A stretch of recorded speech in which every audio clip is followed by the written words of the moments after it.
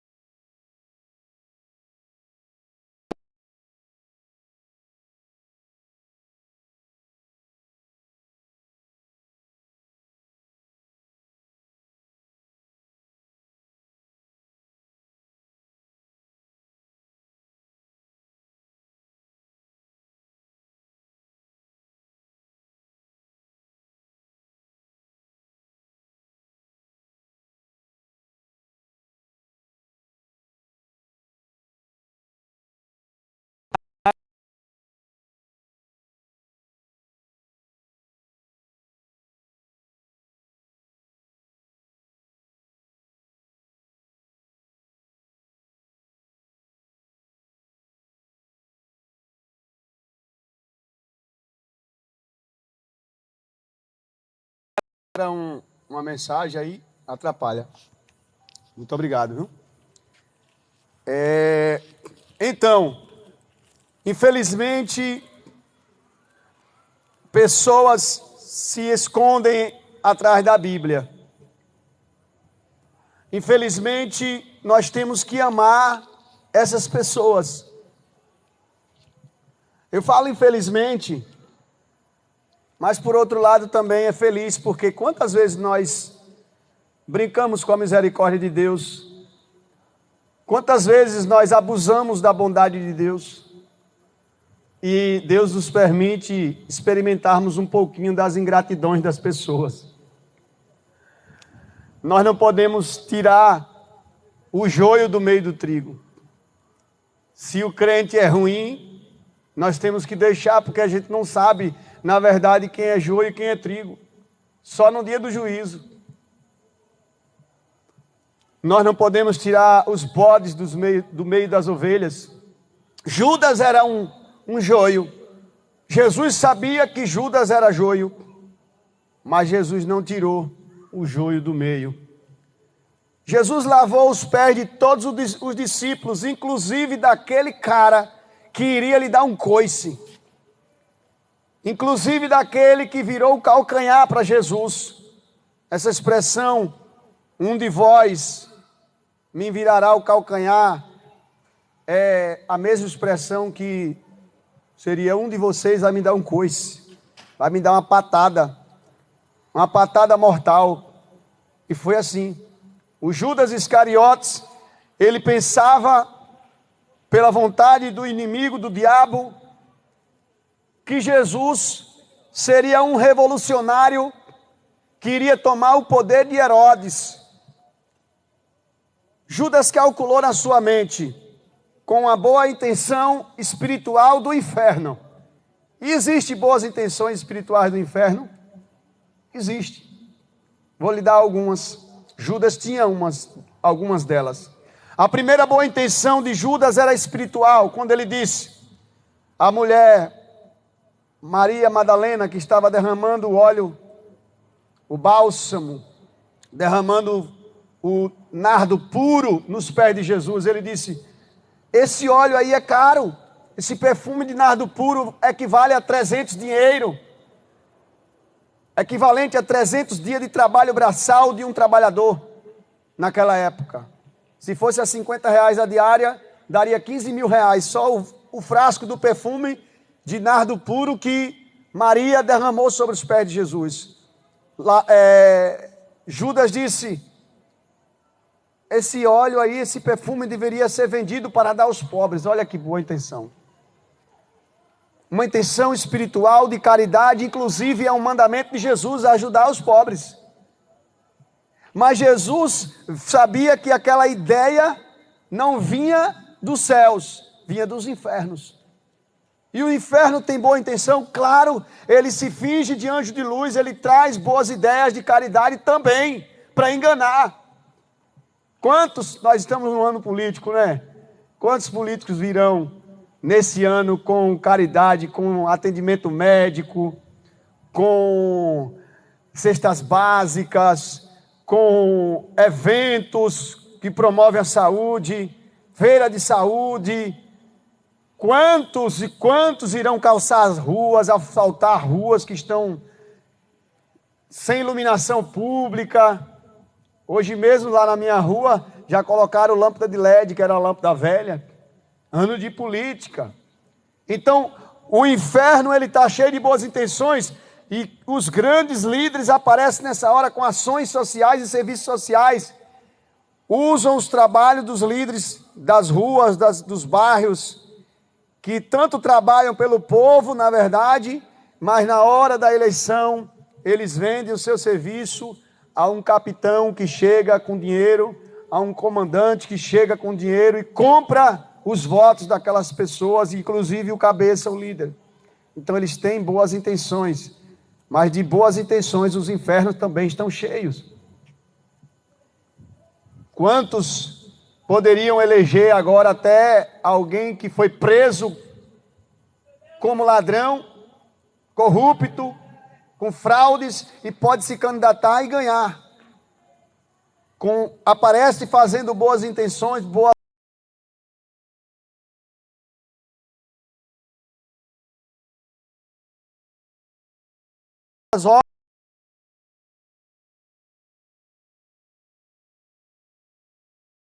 obras e ganham. Bem assim era Judas. Judas tinha boa intenção, não dava para saber se Judas seria o traidor. Judas era alguém de cargo de confiança, era quem carregava a bolsa de dinheiro de Jesus.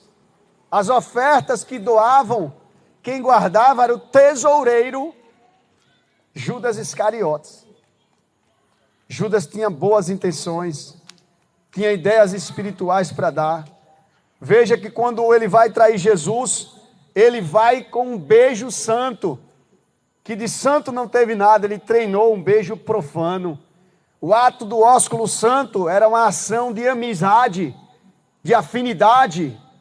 Amigos faziam isso, mas ele vai trair Jesus com um ato de bondade, porém cheio de maleficência. Igual uma serpente sarcástica, que finge que não está traindo, mas que na verdade está devorando, está destruindo. Infelizmente, teremos pessoas em nosso meio, nessa caminhada de Cristo, de igreja, de ministério, de instituição, teremos os Judas que se infiltrarão em nosso meio e devemos amá-lo. Não se vê em nenhum momento que Jesus amaldiçoa Judas. Jesus tem misericórdia de Judas o tempo todo. Jesus tem amor e carinho a Judas o tempo todo. Não escandaliza-o no meio dos outros. Esse aqui é que é o traidor. Esse aqui é o safado descarado. Não. Jesus faz de tudo para ficar em oculto quem seria o traidor. Muita gente pensa que no inferno não tem pessoas de boas intenções. Tem sim. Inclusive o rico, quando morreu, estava lá no ar. Se a fonte da tua espiritualidade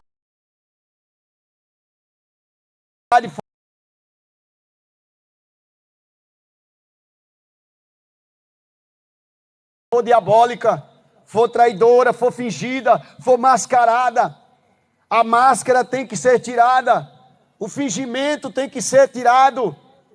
Pedro também era fingido, dissimulado, mas ele se arrependeu. Ele negou Jesus 3 vezes. Daí nós vemos a história de um que trai Jesus e de um que trai negando, mas se arrepende. O ato de Pedro também foi uma traição.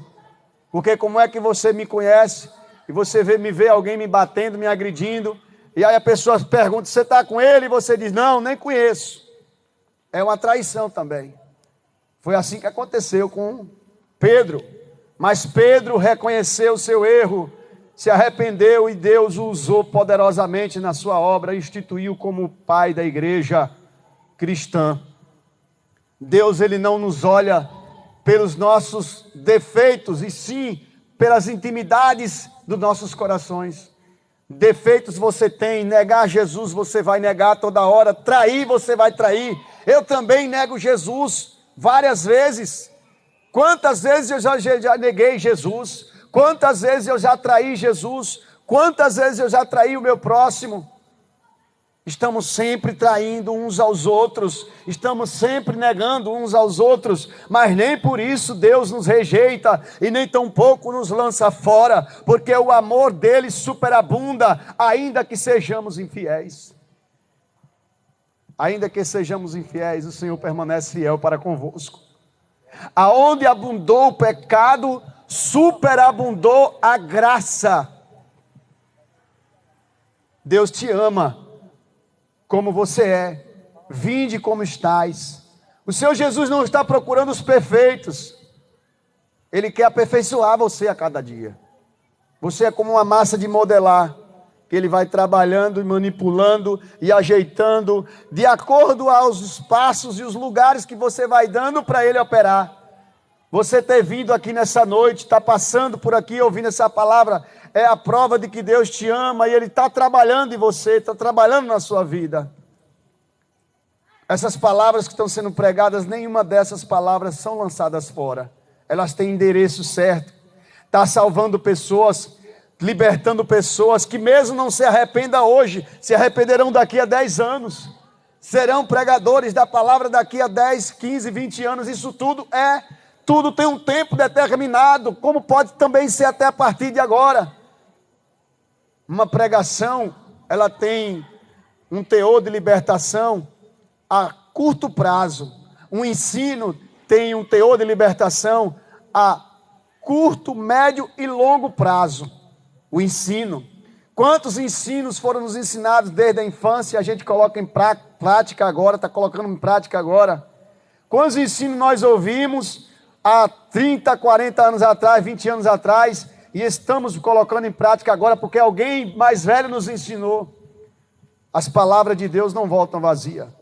Então não importa se você é uma pessoa cheia de defeitos, o importante é que o Senhor, Ele te ama e Ele te molda. Não te olha como o mundo olha. O mundo te olha com um olhar de condenação. Jesus não veio, como Ele disse mesmo, eu não vim para condenar o mundo. Eu não vim para fazer condenação a ninguém. Eu vim para salvar, eu vim para libertar. Jesus vem como um advogado, ainda hoje Jesus está como advogado da sua causa, da sua vida. Ele não te condena, Ele só te diz, vai, não peque mais. Quando Jesus está dizendo, um de vós, na mesa, sentado na ceia, 14 discípulos ao seu redor, provavelmente 6 do lado esquerdo e 6 do lado direito. Pedro vem no seu ouvido quando Jesus fala: um de vós há de me trair, um de vós é um diabo. Pedro, curioso,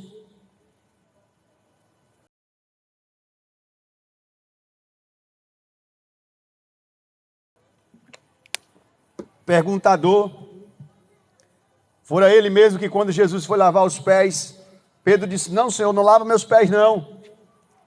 Depois Jesus disse: se eu não lavar os teus pés, você não tem parte comigo. Aí Pedro disse: então lava tudo, lava a cabeça, lava o corpo todo, lava tudo, Senhor. Saiu de 8 para 80, saiu do 0 para 80, 8, 80. Pedro era assim, quando não era de menos, era de mais.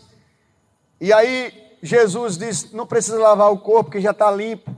Não precisa lavar a cabeça, que já está limpo. Está falando o seguinte: quem tem a minha palavra não precisa mais limpar a cabeça nem o corpo, já está lavado.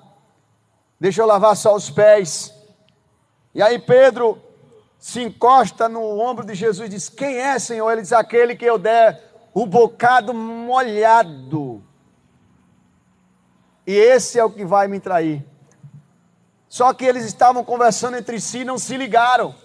Quem seria o cara que pegaria o bocado molhado? Se distraíram.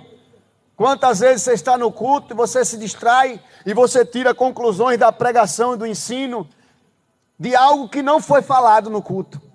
Você pega um pedaço da ministração e sai dizendo que o pregador, que Deus falou o que não disse. Quantas vezes acontece comigo? Eu estou pregando aqui e alguém interpreta do lado de lá só um pedacinho da pregação, ou pega um pedaço do vídeo e me condena a mensagem toda porque ele gravou somente aquele pedaço. Isso acontece em ministrações, em festa, ninguém consegue pegar os detalhes, tudo o que acontece. Um culto, por exemplo, como esse é feito de mínimos detalhes. Se você não prestar atenção nos mínimos detalhes, você não vai entender o que está querendo ser dito naquele momento, que você deixou escapar, se desconcentrou. Foi assim com os discípulos, se desconcentraram e não perceberam que seria Judas o traidor. Aí Jesus esclarece: olha, quando eu estou dizendo que vocês vão me trair, versículo 18, não falo de todos vós, eu bem sei os que tenho escolhido. Jesus sabe quem é a ovelha, Ele conhece o seu coração. Nem você mesmo às vezes sabe se você será um traidor ou não. Porque Judas disse, Pedro falou que jamais iria trair Jesus, jamais iria negar Jesus, jamais deixaria que Jesus morresse. Mas na hora que apertaram a mente de Pedro, ele foi o primeiro a negar e dizer: eu nunca vi esse homem.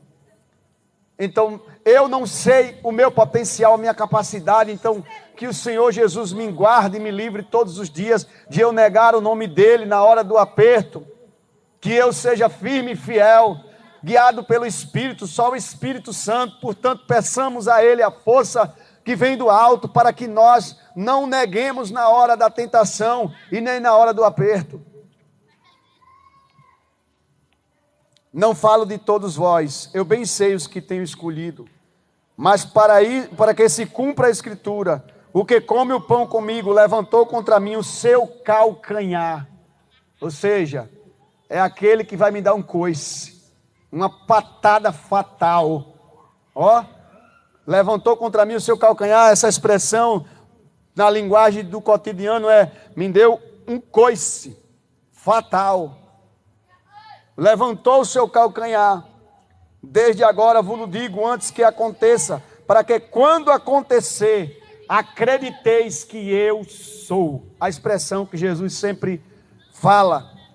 Ele está dizendo, o eu sou, que é a expressão em hebraico no Antigo Testamento, de Êxodo capítulo 3, versículo 4, diga a Faraó que o eu sou me enviou a vós. Essa expressão eu sou está incompleta.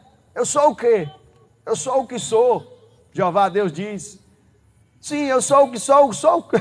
Está incompleto, está faltando algo. Eu sou o quê?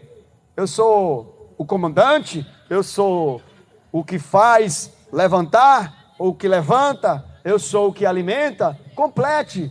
Aí Deus diz, eu sou o que você necessita que eu seja. Eu sou o que a tua alma necessita que eu seja. Você quer que eu seja o quê? O que a tua alma necessitar, eu serei. No deserto o povo não tinha calçado para dar às crianças, porque os pés delas cresciam, e Deus fez com que os seus sapatos e sandálias crescessem de acordo aos pés das crianças. Eu sou o que te calça, eu sou o que te veste, eu sou o que te ilumina de noite com uma coluna de fogo e te aquece. Eu sou o que durante o dia coloca uma nuvem para te proteger do calor do sol.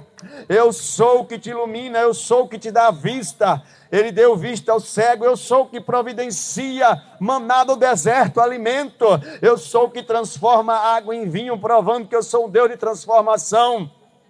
Eu sou um Deus que dá vista ao cego, provando que eu sou a luz do mundo. Eu sou o Deus que cura de febre, provando que eu sou o médico dos médicos. Eu sou o Deus que levanta o paralítico de 38 anos, provando que eu sou o que te levanta. Eu sou o que te sustenta. Ele providencia pães e peixe no deserto e milagrosamente alimenta mais de 15 mil pessoas, provando que Ele é o pão vivo que desceu do céu.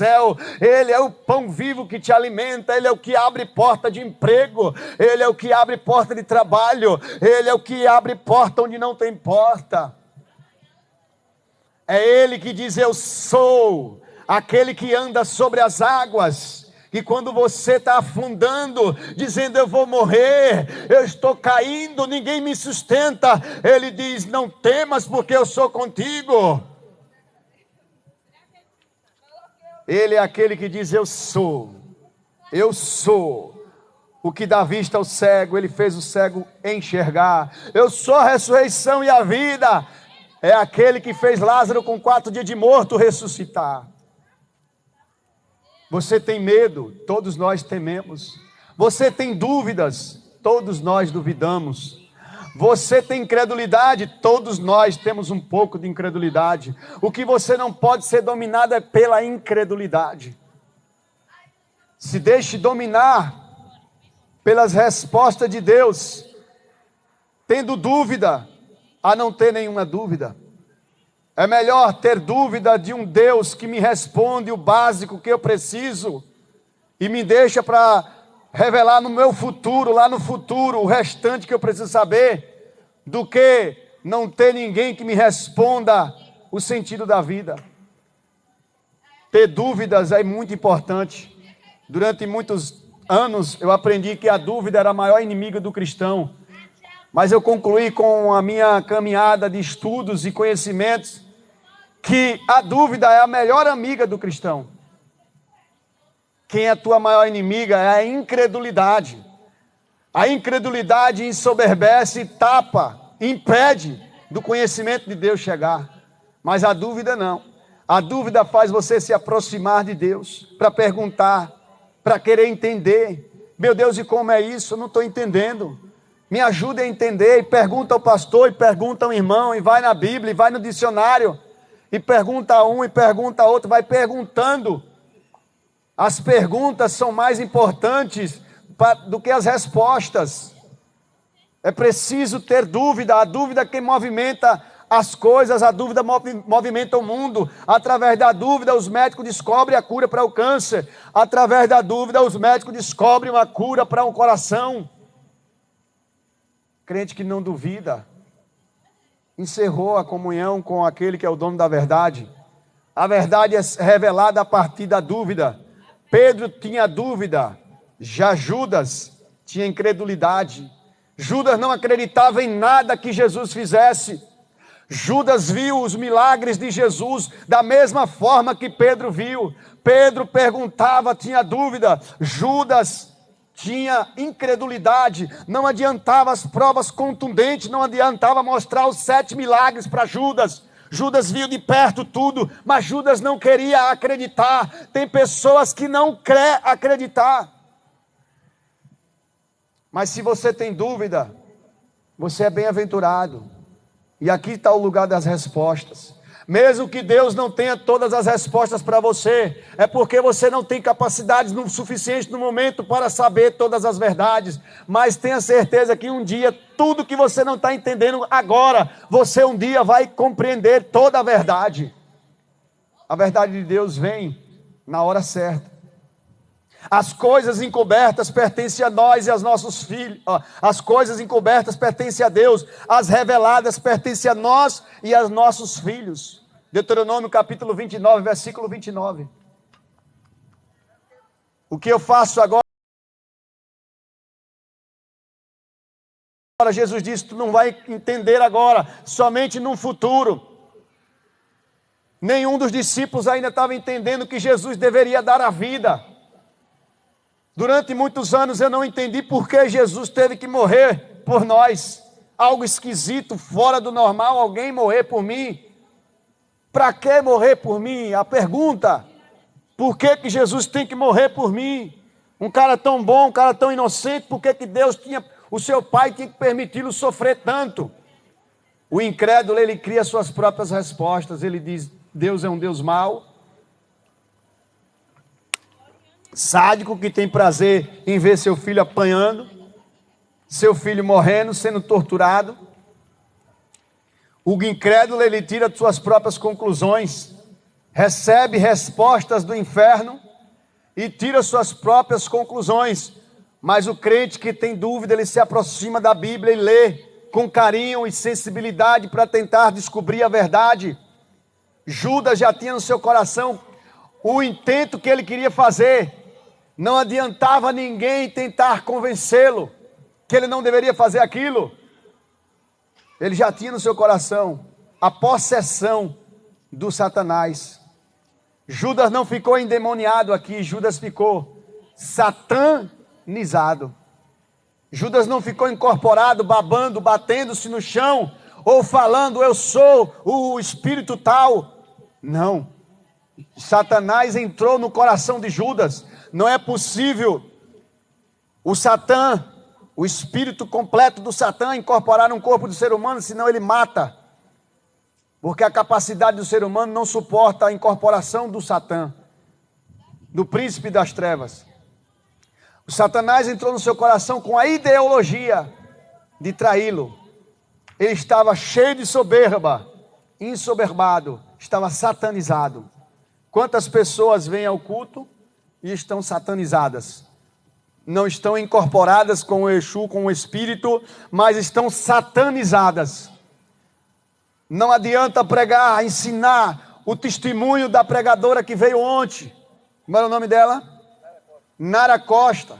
Quantas pessoas ouviram o testemunho daquela mulher e não se arrependeram de coração, até levantaram talvez a mão, mas ninguém sabe ainda se essas pessoas se converteram de verdade e permanecerão firmes.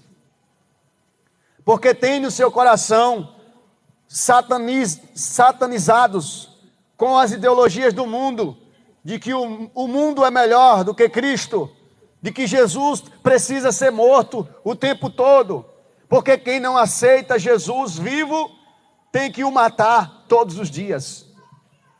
Os fariseus queriam matar Jesus todos os dias. Eles levantavam pensando, dormiam sonhando em matar Jesus, e levantavam maquinando como matar Jesus.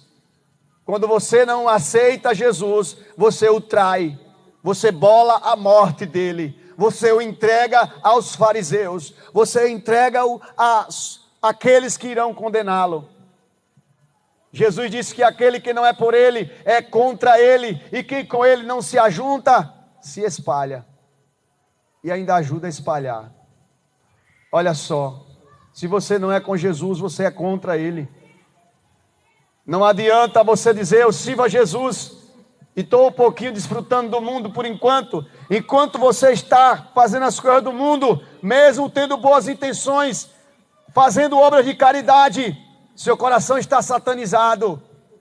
Judas estava satanizado, dizendo à mulher, Maria Madalena, não é melhor vender esse perfume para dar aos pobres? Boa intenção de caridade, Jesus diz, deixai-a, porque ela antecipou o meu embalsamamento quando foi entregue. Judas vai trair Jesus com um beijo, boa atitude de carinho, de amizade. O beijo é uma atitude de sensibilidade e carinho. Judas tem essa sensibilidade e carinho e profana as coisas santas. Não vai adiantar você profanar as coisas santas para maquiar o que você faz de errado. Às vezes você vive numa vida de lama e de vez em quando toma um banho e aparece dizendo: olha, eu sou puro. Se suja em trevas e aparece em luz, banhado, limpo. Nas trevas você anda de roupa suja. Quando aparece, você aparece limpo, com boas intenções, mas o coração satanizado, com o coração de traidor, com o coração de quem nega Jesus.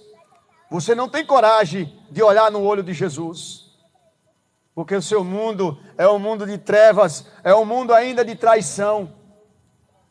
Nessa noite Jesus está procurando a sua alma, que está aprisionada por Satanás, como Judas, com espírito de traição. Se você tem ouvido, ouça, compreenda, não se deixe ser possuído pelo Satanás, que lhe seduz a matar Jesus, a entregar Jesus, a fazer negócio com Jesus. O nome de Jesus é precioso. Versículo 20 do capítulo 13. Na verdade vos digo que se alguém receber o que eu enviar, recebe a mim, e quem me recebe a mim, recebe aquele que me enviou. Versículo 21, tendo Jesus dito isso, turbou-se em espírito e afirmou dizendo: na verdade vos digo, que um de vós há de me trair.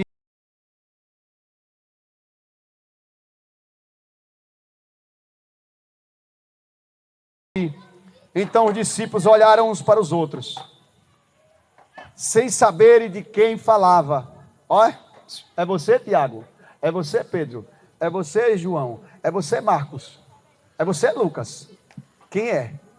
E aí procurando, quem é? De todos, o menos que poderia trair Jesus era Judas. Para os discípulos de Jesus, de todos os 12, o que menos poderia negar Jesus era Judas. Será que ele conseguia fingir? Será que o cara conseguia ser carismático e caridoso? O cara era fantástico em fingimento, deveria ganhar o prêmio Nobel de melhor ator, de melhor artista de hipocrisia. Meu Deus, será que eu não estou sendo um ator? Senhor, será que eu não estou sendo um hipócrita?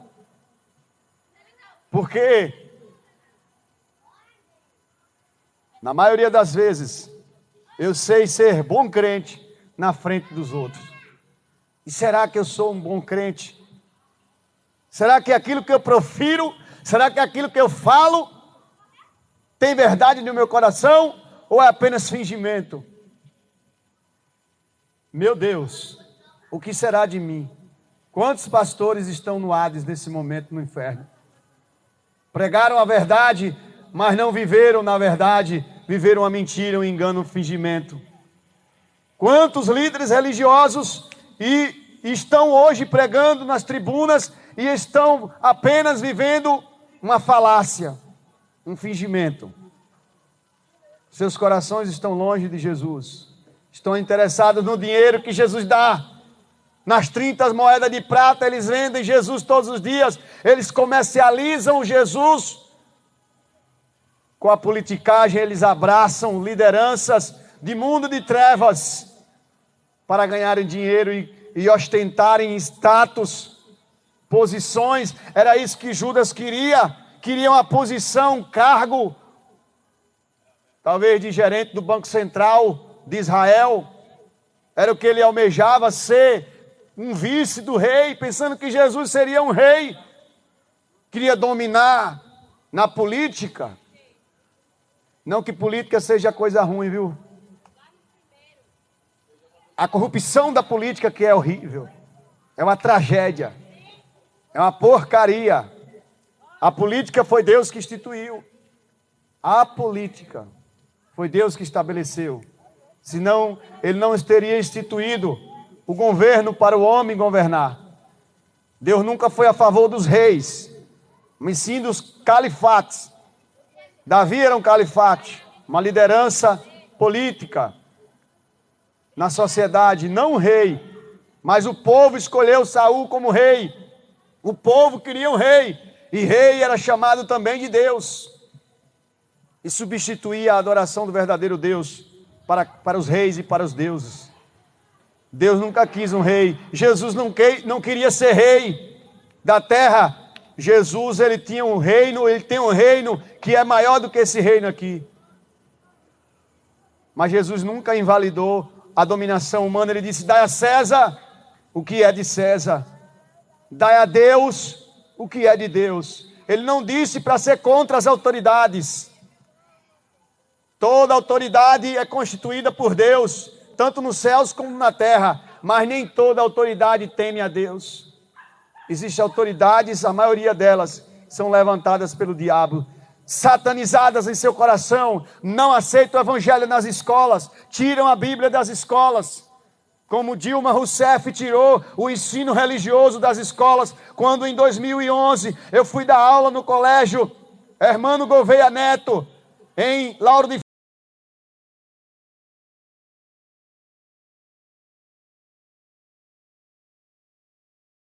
Freitas, na Itinga, e cheguei lá, fui despedido do meu trabalho, porque não tinha mais a vaga de professor de ensino religioso. Foi tirado os ensinos bíblicos das escolas, foi proibido ensinar a Bíblia nas escolas. Lideranças políticas satanizadas em seus corações, que ensinam nas escolas, através do Ministério da Educação e Cultura, que quem fez o mundo foi uma explosão, o Big Bang. Que dizem que Deus não existe, para a ciência. Essas lideranças estão satanizadas. Não é desse tipo de liderança que Jesus vem fazer na terra. Jesus veio causar um reino espiritual, que é a transformação do homem de dentro para fora, a transformação que Nicodemos alcançou quando foi tirar suas dúvidas com Jesus. Falando de dúvidas, Nicodemos tinha dúvidas, e ele tirou suas dúvidas com Jesus. Já os outros fariseus, escribas e sacerdotes estavam satanizados e tinham incredulidade, porque decidiram não aceitar Jesus. Quantas pessoas nessa rua estão ouvindo a voz de Deus todos os dias, mas decidiram não aceitar Jesus? É uma decisão.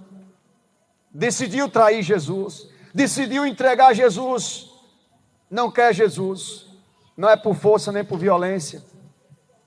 Mas como Jesus não desistiu de Judas, lavou os pés de Judas, mesmo sabendo que Judas iria traí-lo, iria vendê-lo, iria dar um coice na sua testa, Jesus ainda vai lá e lava os pés do cara que iria lhe trair. Esse daqui se constitui em o maior ensino de Jesus, em amar até o seu próprio inimigo, amar aquele que lhe odeia, porque se amarmos a quem nos ama, que galardão teremos? Assim também fazem os fariseus. Nós não temos condições nenhuma de amarmos o nosso inimigo, mas se nós pedirmos àquele que amou todos os seus inimigos, nós teremos dele a condição de amarmos. Amar não significa aceitar todos os erros que Judas comete, significa também repreender. Me livra dos meus amigos,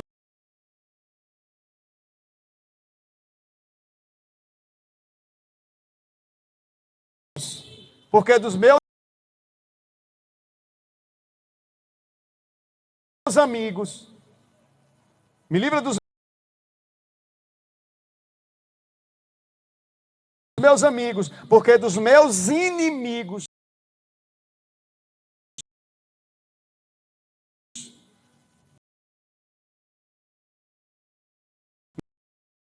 me livro eu.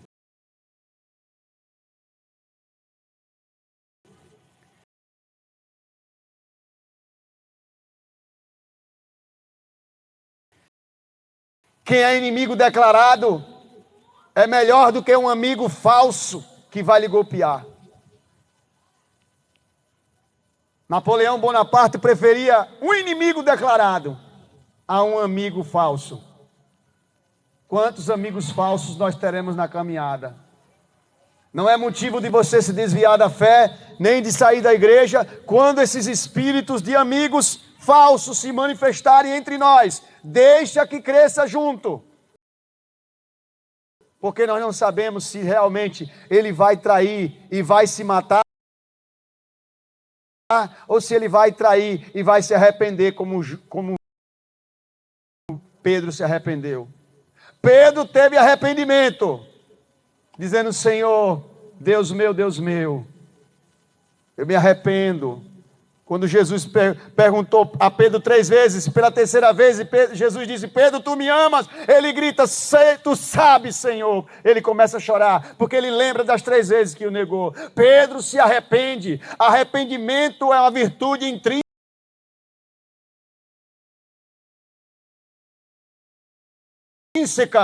que Deus opera em nós pecadores, através da ação de Cristo de se entregar no Calvário por nós.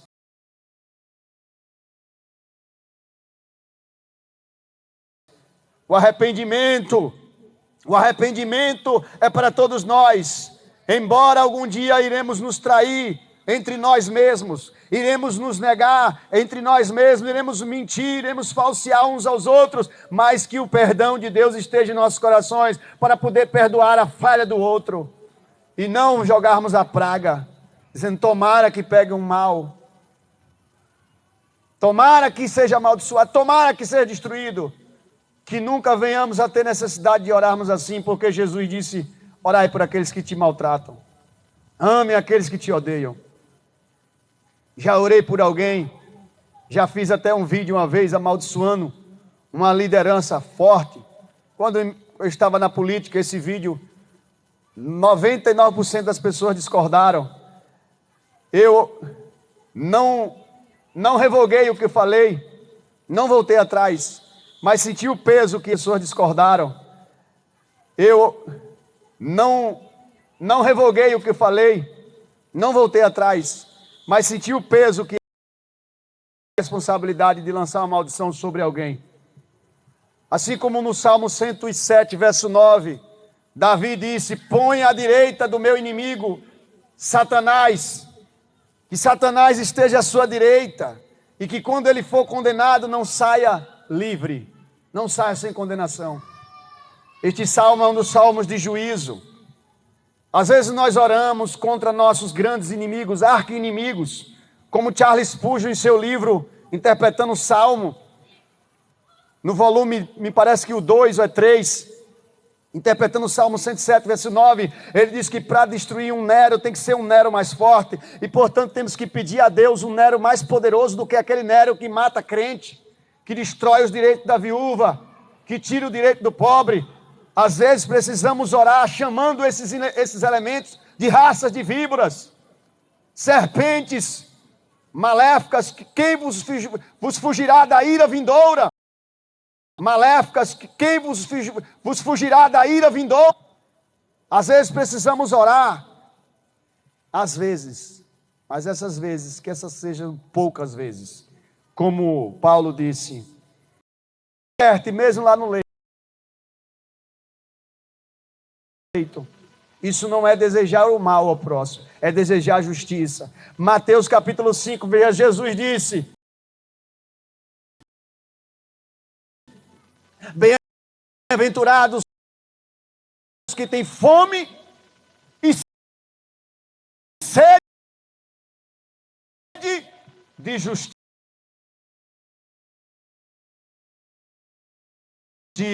porque eles serão